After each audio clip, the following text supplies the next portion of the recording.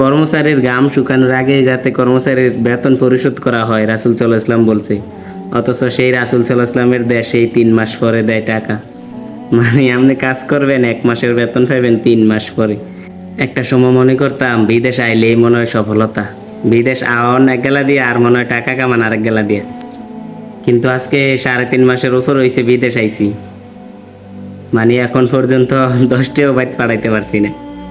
একসময় মনে করতাম যে বিদেশ যাওয়ানোর পরে থেকে 1 সপ্তাহ বা 1 মাস পর থেকে টাকা পাঠান, কিন্তু আজকে 3.5 মাস হয়ে গেছে বিদেশ আইছি, এখন পর্যন্ত টাকা পাঠাইতে পারছি না। বলে কাজ করেন, হ্যাঁ কাজ করি, 1.5 মাস বইয়ে আসছিলাম বিদেশ আওয়ানোর পরে। তারপরে আজকে 2 মাসের উপরে প্রায় 2.5 মাসের মতন কাজ করতে আছি, তো এখন পর্যন্ত স্যালারি পাইছি না। মানে 2 মাসের উপর হইব এখন পর্যন্ত কাজ করতে আছি, এখন পর্যন্ত স্যালারি পাইছি না। মানে এই দেশের বলে সিস্টেম, এটা আমার মাথায় ধরে না যে রাসূল সাল্লাল্লাহু আলাইহি ওয়াসাল্লাম বলছে ঘাম শুকানোর আগেই মানে কামলার টাকা দিয়া দাও। মানে কর্মচারীর ঘাম শুকানোর আগে যাতে কর্মচারীর বেতন পরিশোধ করা হয় রাসূল সাল্লাল্লাহু আলাইহি ওয়াসাল্লাম বলছে, অথচ সেই রাসূল সাল্লাল্লাহু আলাইহি ওয়াসাল্লামের দেশেই 3 মাস পরে দেয় টাকা। মানে আপনি কাজ করবেন 1 মাসের বেতন পাইবেন 3 মাস পরে।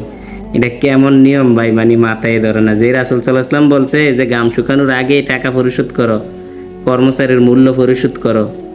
সেই দেশেই রাসূল সাল্লাল্লাহু আলাইহি ওয়াসাল্লামের দেশ সৌদি আরবেই 3 মাস পরে প্রথম মাসের স্যালারি দেয়।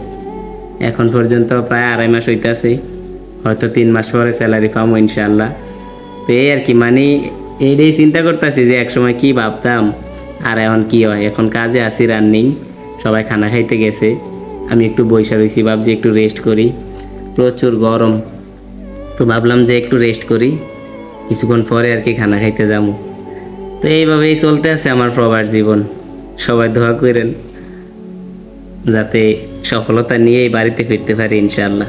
মা বাপ চাইরা বহুত কষ্ট করে আইছি, দেশে কতটুকু কষ্ট করতাম তাও জানেন সবাই। আমি ভিডিওতে প্রায় সময় দেখাইতাম কি কাজ করি, কি করি না করি। যারা ফ্যাশন থেকে আমার ভিডিও দেখেন তারা অবশ্যই জানেন আমি কি করি। তো ঠিক আছে, সবাই আমার জন্য দোয়া করবেন যাতে ঠিকঠাক মতো স্যালারি দেয়।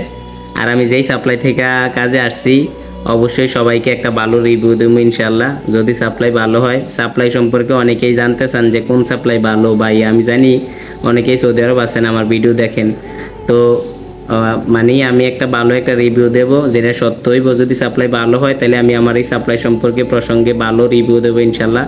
আর যদি সাপ্লাই খারাপ হয়, আমার সাথে খারাপ করে টাকা ঠিকঠাক মতো না দেয়, যা যা সুবিধা পামু আমি তাই উপস্থাপন করিলাম ইনশাআল্লাহ সাপ্লাই সম্পর্কে।